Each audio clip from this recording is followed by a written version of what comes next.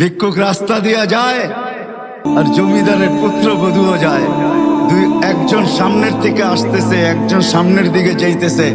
দুইজনের ক্রসিং এর সময় ভিক্ষুকের গায়ের কাদা জমিদারের পুত্রবধূর গায়ে লেগে গেছে। সে দুনিয়া আন্ধার করে ফেলছে, স্বামীকে ডাইকা নিয়ে আসছে, বলছে ভিক্ষুক আমার কাপড় নষ্ট করে দিছে। সে শুধু ভিক্ষুক ছিল না, বৃদ্ধ ছিল। বৃদ্ধ ছিল না শুধু, জীর্ণ ছিল, শীর্ণ ছিল। শরীরে কাপড় ছিল না, ফাটা চিরা কাপড় ছিল। পায়ে জুতা ছিল না, পেটে ভাত ছিল না। জমিদারের পুত্র সইতে পারে না, যৌবনী শক্তি সয় তো সয় কি কইরা?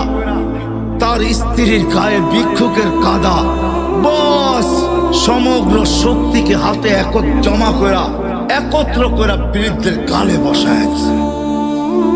বৃদ্ধ কিচ্ছু বলে নাই, শুধু উপরের দিকে তাকায় দুই তিনটা শব্দ উচ্চারণ করছেন। শব্দগুলা হলো ইয়া মাল্লাহ।